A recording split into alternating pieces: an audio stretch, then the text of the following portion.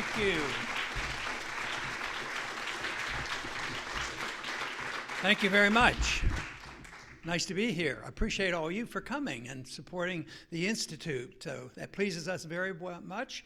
And I want to thank our special speakers, Jacob and John, and who was that other fellow that we had? Paul, because I know Paul's dad, and we're delighted to have the three there. And Adam, we need to compliment you for not only giving your speech, but acting as MC and keeping the Institute going. So Adam, very good job.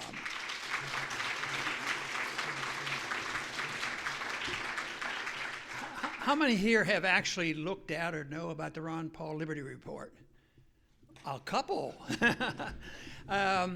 You see Daniel and I then quite frequently, and you know what the program is all about. But you know, there is one individual that sometimes doesn't get recognized for getting the program on the air. And that is Sircon Ash. He's back there, the technician. Sircon.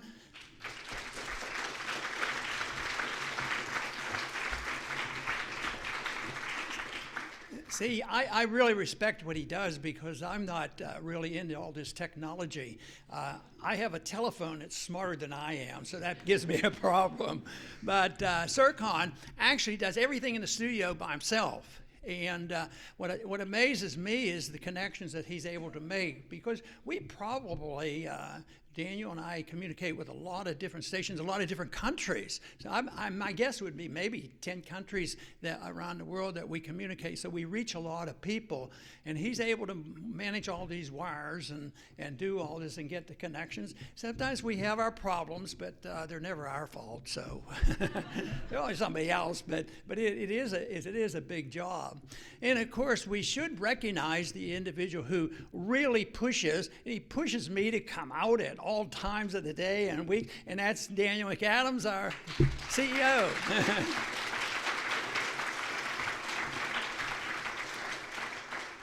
Now, I do want to introduce one other important individual. It's had something to do with us getting here and doing things and me being on schedule. That individual is my wife, Carol.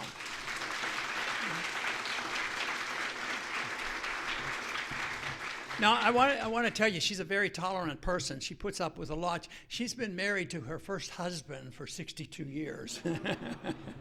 So, but Carol, you know, she told me early on in the marriage that when I started tinkering around with political ideas, that she was quite content, you know, to stay at home and work at home and take care of a family and this sort of thing. And I was very content to be in medicine. I enjoyed that tremendously. Even when I accidentally won that first time and stayed for a few years, I was anxious to go back to medicine, and I did. I went back to medicine for 12 years.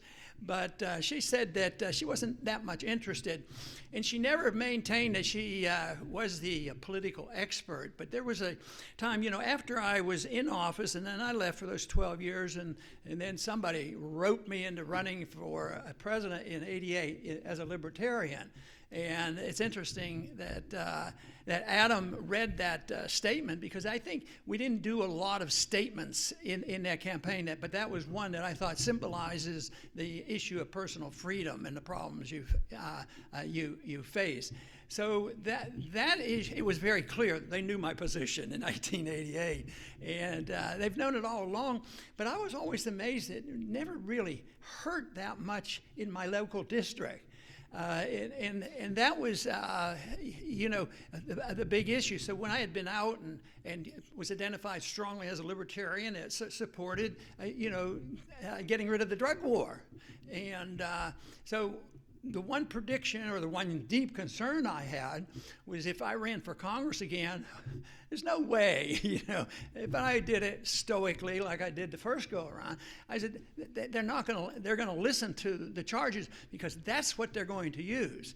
So when I decided to run, there were, you know, probably about 12 or so Republicans in the delegation, and I went and talked to them. They were my old friends, but I was up front with them going to run, and I said, I can be help to you because it's a Democrat. Now, I think I can beat the Democrats in there, and I can change that seat. And you know what? I didn't realize how powerful I was, because within 3 weeks, the seat was changed. They got him to convert to be a Republican.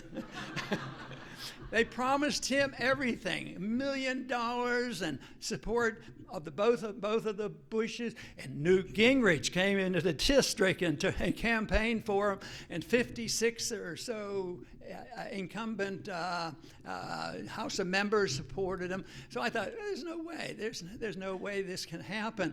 And so we had our first press conference. The district reached up, and it was near Houston, but it was mostly rural and south. But we decided to have the press conference the nearest we could from Houston and try to get press coverage. And we had it, and we did have some press coverage, but it was small. And yet I made a little presentation. The first question was, on the drug war, does this mean that you're going to legalize drugs and let kids have drugs? This sort of thing. The very first question, I said, well, I expected it. I'm not going to be surprised. But the Republicans, had gotten rid of the Democrat, or got the Democrat to become a Republican. So the Republicans they had some people from the old Reagan administration, because as much as I liked Reagan and got along with him real well, I wouldn't vote for his budgets, because the truth was the Reagan budgets were worse than the Carter budgets. And I said, how can I vote for this when every one of us voted against Carter's budget? Now you want me to vote for this? So we did this, and Carter's budget was pretty bad. And so when I ran and the Democrats were piling on and attacking me, we had a larger primary. I had to get into the runoff. Because the person that they were supporting, all the money and all the big people were behind them, but there was a long list of people, and I did not win that primary, the preliminary. I was in second place, so I got into the runoff, and this was a big deal, but. When I was running against him in the primary, in that race that we finally won, the main thing they used was the drug issue. And I know Carol will remember all the commercials. And you showed some pictures of the nasty things. That's what they did. They put it up there, and Ron Paul hates kids. He's going to poison the babies and all that. So I think we answered that ad by me delivering a baby and holding a baby on. And the people never believed it, and it was overkill. So I win that election. And so the Democrats, then I had to run against the Democrat in the final. That was the primary. So they did the same thing. Both the Republicans and the Democrats used at least $1 million, which was a lot of money back there, and they used the drug issue. And we did much better than I ever dreamed. I was sort of, well, let's see what happens. So that was, interesting enough, but it didn't carry over, because we could win the election. We ended up winning the election. So my conclusion was that the people were way ahead of the politicians and the Congress, and they already knew. They accepted my position that the drug war was bad and drugs were bad. I didn't take a picture. I don't like people using drugs, and so that position was held. But when they were putting those real nasty ads on, this bothered Carol. She was less tolerant then. When they were blasting me for wanting to, destroy babies' lives and just didn't care about people. So she said, Ron, you need to do something to make sure your image is a little bit different, that you're not harsh. We tried the ad, but they were really hitting hard on it. So she said, Ron, why don't we do a family cookbook? I was like, family cookbook? What do you want a cookbook for? She said, we'll put family recipes in. We'll take pictures of each family and put their pictures in. I said, no way. I said, people don't, they want to hear me talk about the Federal Reserve. They don't want, and they need to know. So, but I was tolerant too. I said, all right, let's try it. And of course, it went out and it turned out to be pretty popular. So when I would go to my Republican friends after that, I would tell this little story and that I have strongly objected if I did it.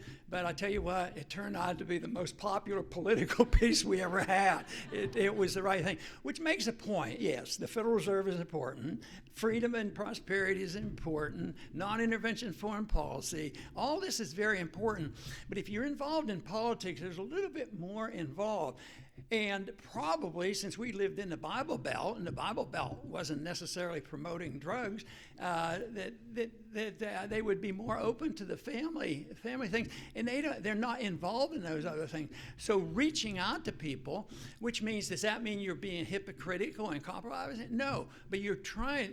The 80% of the people out there probably don't even think about election until the last few minutes, and then they do like to know who it is that's running, and they like to trust the person. I think trust is something that people can convey and people will vote for, even though they don't understand the issues.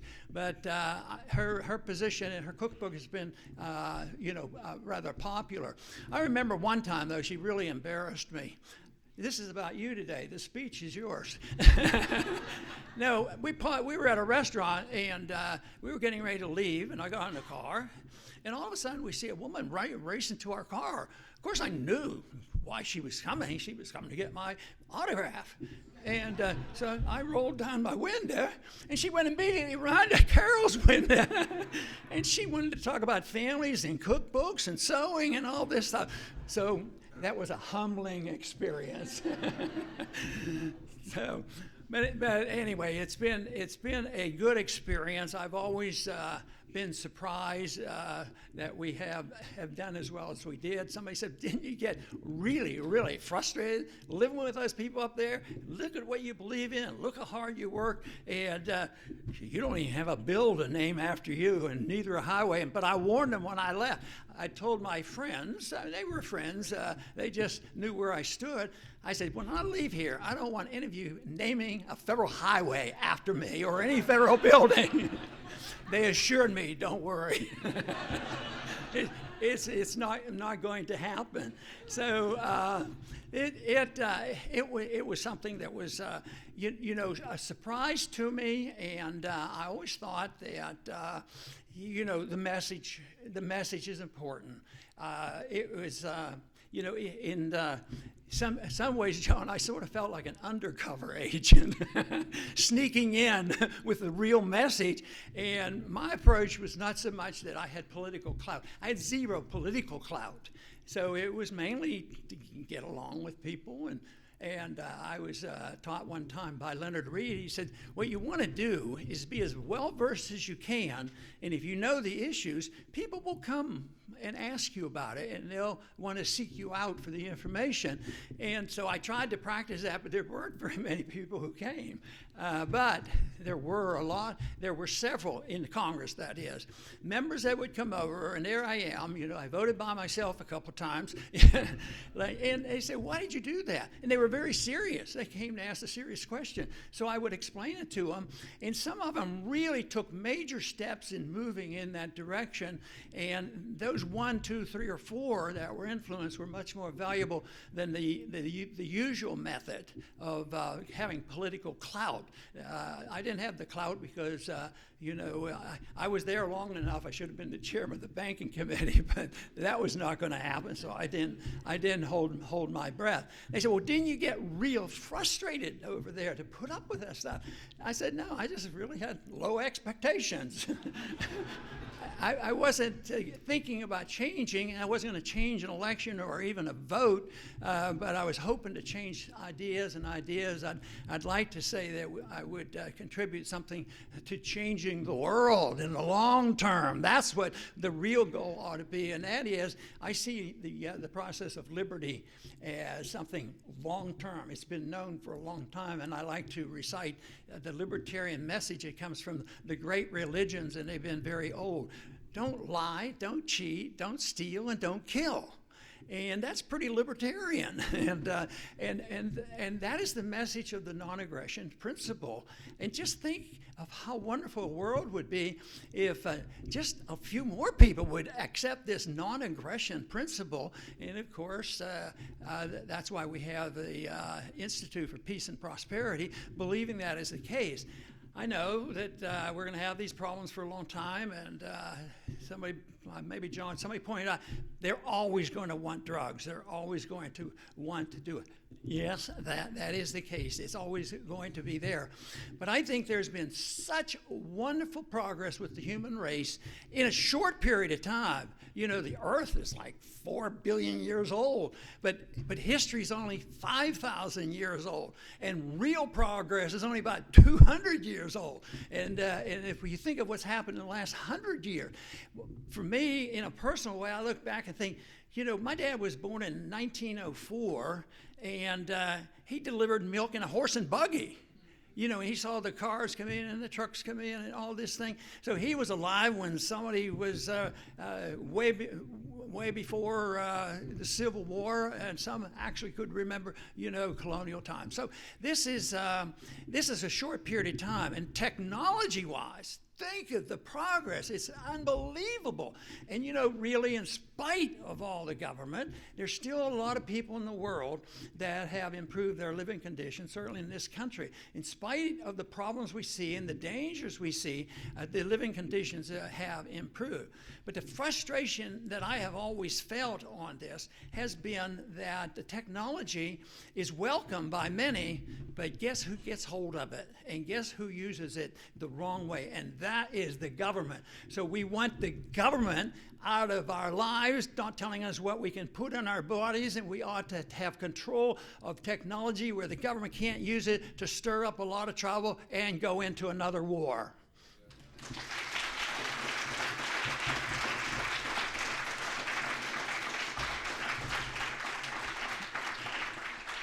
You know, there's we've talked a lot today about the drugs, and it's very serious. I did find one statistic, and there were the experts talking today. That I'm not saying this as absolute factual, but I did find a study that supported what I think is true or a point to make. But this statistic and polling was said that in this country there are more deaths by suicide than there are by drugs. And we know there's a lot of suicides. And we know a lot of suicides right now are occurring from our veterans coming home.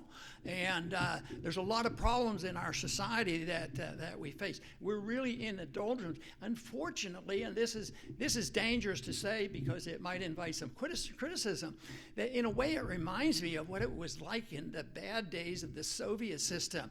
I remember reading the stories. It was so depressed, and people were depressed, and they lived on alcohol and all these things. And think about our country since the 60s. It's continued to get worse. You know, it was the drug usage in the 60s, and now we have this, and we have these epidemics.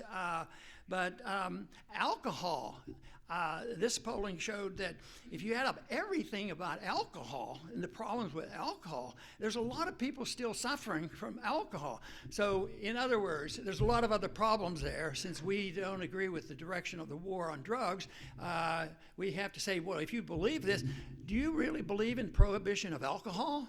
course not, they don't. And I poke fun at the members of Congress in one of my speeches that you're obsessed with the uses of drugs, and here you come in, and some of you are been drinking too much, and here you are on the House floor.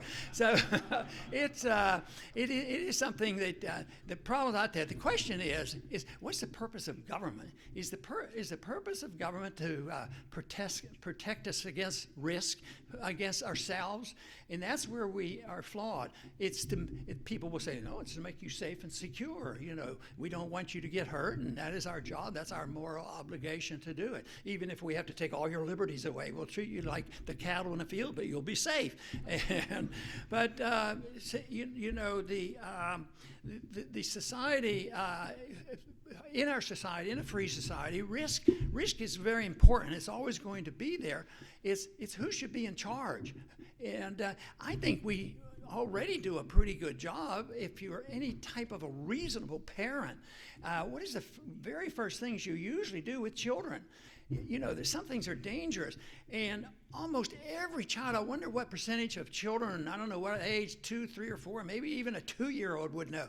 You don't walk out on the street, or at least you look both ways and this sort of thing. And parents teach these habits. But why is it that we think the government has to protect us against ourselves, and therefore we have to help? But we've gotten to the point that the government is supposed to make us safe.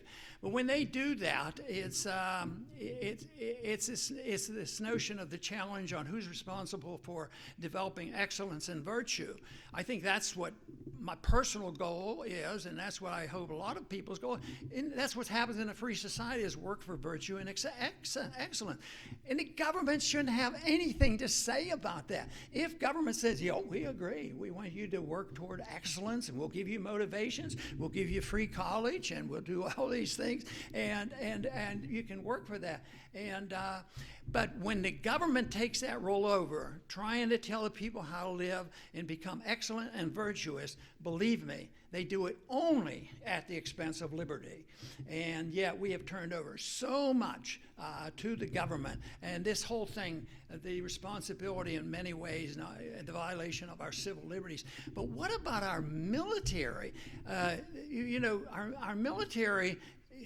I was in the military for 5 years, and I think it's way out of proportion to what it would be. I don't think we should ever have a military budget. I think we can have a defense budget, but not military. No money for the military. What we want is money to defend our country, which is quite a bit different than just saying military. Military, there's pretty good support for it. It's called the military-industrial complex, and they make a lot of money. And then they go and challenge, and then they take all this wonderful technology, not used for the enhancement of peace and prosperity, but to promote the wars. And in spite of all that, we have a lot of benefits. But just think of how they messed up on this drug war. But don't you feel good that we can make rope again out of hemp? I mean, we're making progress. So we want to be able to release this energy so that people can, work and take care of themselves. And we need to do this in a moral and responsible way. I've said on the House floor, I said, there's 2 arguments that you should never use on the House floor. And I said, I'm not going to use them today because I know you're not going to listen. You never use a moral argument or a constitutional argument on the House floor. But you use a pragmatic argument. And there are some opportunities for pragmatism. We argue a non-interventionist foreign policy, but pragmatically we argue that it's idiotic, and you have the downside to it. So being pragmatic about it, I think is very important because I can recall on the House floor if a piece of legislation came up, and there may be some controversials, and the lobbyists have been real busy. I remember one time when we were debating how much money and what weapons we were going to buy for Colombia. And the big argument was which helicopters we were going to buy. And so I don't know if it happened there, but to make the point is members of Congress don't pay a whole lot of attention to what they're doing until they run to the House floor, because somebody will tell them, the leaders, especially if they're in leadership, they'll tell you what to do. So they go over and they have a list. These are the companies that support it, and these are the company that supports the other one. Oh yeah, this guy's in my district, and so that's the way they look at it, and that's the way they come up with an answer. But the war on drugs has been such a devastating event for us, and it continues to be. I want to, I lean toward optimism. There was a time when I said, and has not quite occurred, but I always thought prohibition of alcohol. Remember, and they had so much respect for the Constitution, they wrote a constitutional amendment, and then they had to repeal it.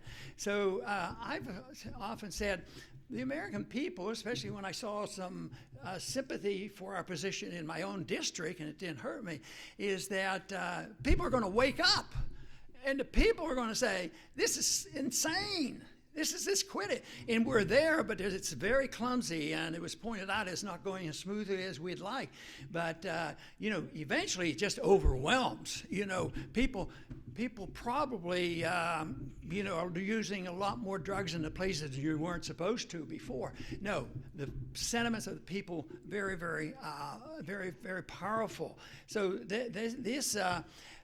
this hasn't happened, but this week I want to read a bill that was introduced to show you they never quit. We make progress, we nibble away, and this was a bill brought up, and I don't want to pick on anybody in Texas, but he's the Texas House Foreign Affairs Land Republican, the ranking member. His name is McCall, if anybody knows him.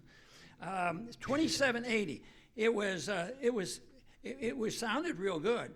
It's a bill to stop the flow of illicit opioids into the United States, and it's going to do wonderful things. It's going to cure the problem and stop the flow and have more bureaucracy, but no more money. Yeah, no, of course it's going to be more money, and it's just more technology. So they have to respond. Everybody knows about the epidemic, but they won't admit anything about why there is an epidemic. And matter of fact, some of it, and I've already alluded to it, which is it's probably beyond all our control, because this is the thing I call the moral doldrums that existed much worse in the Soviet system, and it's encroaching on ours because people are just in the drug culture and just all these things going on. But I think it's realigning itself. People are trying to challenge that. But when you see the cultural Marxists and all this stuff coming out now, it is a big challenge. But the people in Washington, are still going to be after us and passing legislation. That's all they know what to do. But we can't give up on it or be discouraged, because I think we have made progress. When I ran the first time, when I explained to Carol about me running, it was an outgrowth from what happened in 1971. It had to do with monetary issues, and I thought that was so outrageous and so bad. And that was the closing down, admitting our bankruptcy, closing down of the Bretton Woods, putting on tariffs, wage and price controls, the whole works, and then taking gold out of the monetary system. So that inspired me, because I had been studying and reading about it, and reading the Austrian economists that predicted this all through the 60s, and exactly as they said it happened. So I decided I would just, speak out on it. But as time went on, I was always interested in the bigger issue of liberty, But then when it dawned on me that the monetary issue is really big, it's really big, because there's nothing that we can do these days without the corrupt monetary system. But it's also that corrupt monetary system that's going to end all this. There's going to be a realignment or a chance to reassert our liberties and get back on our path. But the reason I say that it's the monetary issue in the Federal Reserve is that you can't finance the war on drugs. You can't finance the wars overseas. You can't finance a welfare state. And it won't do you any good to get a Republican Congress and a House and a Senate and a Republican president, because statistically, they don't spend as much. They usually spend more than the Democrats. And that's where the big problem is. So they preach it every day. We hear more.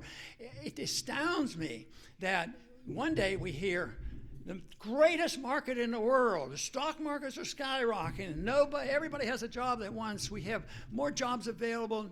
No inflation. GDP's up. It's wonderful. But we're very fearful. What we have to do is we have to put on tariffs, to fight what's coming, and we have to increase spending. So, and we certainly can't allow interest rates even to linger or move in the slightest direction toward a market economic rate. And so in one hand, everything is perfect. On the other hand, things are worse than the Deep Depression, and we're going to do all these things. But believe me, they're going to clash, because I just happen to believe that I don't believe the government. And that's really where the problem, and that's good news. And that's why if we can continue to educate on an issue like the drug war, the people are with us. The statistics we heard today, the numbers are out there. The people are there. I shouldn't have been shocked that I got elected, because people were waking up, and they're waking up even more. And that's very good. But people don't believe the government anymore. This thing has annoyed me this last 2 years, of fighting over who won the election and all that. The exposure of the FBI and the CIA and the Justice Department, I think the exposure is all right down the line, probably all true, and I think that's good news, because the number of people now who don't believe the government are growing and growing, and that's what you need to get rid of them all.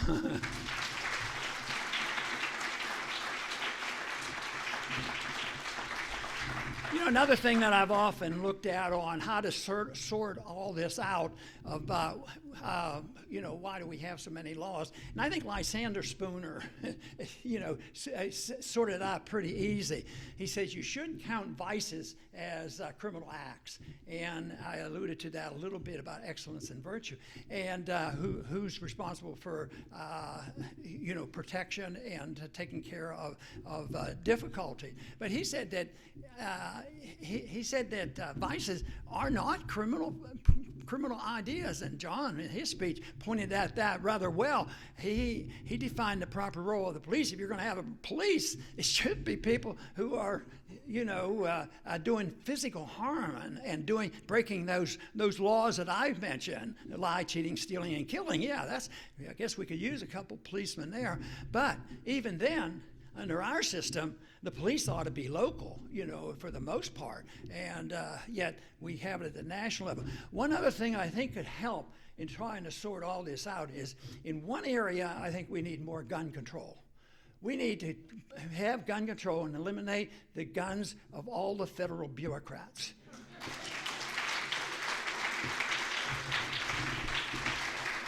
And there's probably over 200,000. I used to say 100,000. They say, forget it, Ron, you're way behind. And there's always more and more. And I guess you would know how I voted on the Department of Homeland Security. I mean, that's a monster. And I'm not going to mention a thing about the TSA, because if I did, they would never let me on the airplane again. But no, we're being challenged, and people are complacent, and there's a few waking up, and you say, well, Ron, if this was really a big deal and we're making progress, why do you get 100 people together? Why don't we have 5,000 people together? Why don't we have 100,000? We're doing okay on our program. We have 180,000 subscribers. It's still small, but it's growing. But the big thing is, the numbers aren't that critical. And like I mentioned before in the introduction, that the image of a politician is pretty important. It's the small number of people, 8 to 10% of the people, if they're writing the right thing and changing the philosophy, the prevailing philosophy is really what counts. When the people say, you should have done more work to clean up the Congress. I never went there to clean up the Congress because that's not possible. But the Congress changes and reflects what the people think. Now, in a minor little way, we contributed to the change of an attitude dealing with the Federal Reserve. I always thought that nobody's going to listen to you. Get rid of the Federal Reserve tomorrow. That's not going to sell. But if you want to get rid of the Fed and you want to challenge them, support auditing the Fed. Expose them for what they're doing. What have they done over these last 10 years and even longer? And I've had that bill for a long time, and we had 2 votes on it, and it passed in the House. It never got through the Senate. But all the Republicans voted in support of it. They weren't doing it for me. I had no votes to trade, and they weren't. And as a matter of fact, they probably didn't even want to allow it to happen because of credibility. But boy, I'll tell you what, the Campaign for Liberty organization that we have reached a lot of people, and the people woke up and said, "Why not? Why not find out? We need to know what they're doing." So I think we've made a lot of progress. If you take the attitude toward the Federal Reserve today, well, if I compare it to when I first went to Washington in 75, big difference. But what about even just since the last downturn 10 years ago with the big bailout? People know about that, and the Fed's not going to get away with their lying and all. And the Fed really will be, it will be the demand for more money and more spending. They have no room to raise interest rates, no room to change the monetary policy. I mean, the telltale sign was when the chairman of the board went to Trump, "Don't you dare raise interest rates. Stop it." And he did. And you know what happened after that? And Xi, president of China, used this as an example of his was really despising what Americans were doing to him, because we yell and scream at China, "Oh, you have a weak currency, you're doing this, and you're competing with your currency." We're the biggest cheaters in the world when it comes to currency manipulation, and we have the reserve currency of the world. So he was mad because what they did was lower. But all that does, it's just handwriting on the wall. And that means they're getting desperately close, and they're at a point where a next recession is going to cause a real calamity. Most of the money, or a lot of the money borrowed from the Federal Reserve these last 10 years, has been going into corporations and banks, and the money went into buying stock. Because the goal, and Trump's goal, keep the stock market up. Stock market has to stay up. So they borrow a lot of money, they buy up their stock, the stock prices go up, everybody's happy, the executives get big bonuses, and then what happens in a recession? They're already having premiums to pay on their principal, even though interest rates are low, they will have, some interest to pay. But in a recession, when all this activity doesn't do any good and the stock market goes down, I think the trouble is so overwhelming that I don't think anybody's going to pay anybody any attention who smokes marijuana. I think there's going to be a bit of anarchy. I just hope that doesn't happen, and that's why we work to try this, get the information. But if you end up, which I don't predict, anything leaning toward a Zimbabwe or a Venezuela, I mean, there's probably a lot of bartering going on down there and all. But it isn't that difficult for solving these problems, whether it has to do with the drug issue and responsibility. But the number one thing is the American people have to, by a large majority, change their attitude what the role of government ought to be. And it's not to make us safe and secure or spread democracy around the world. It is to protect liberty. If we limit government to that and cut the budget by 80% and let the people go back to work, I believe very sincerely that we will have peace and prosperity. Thank you.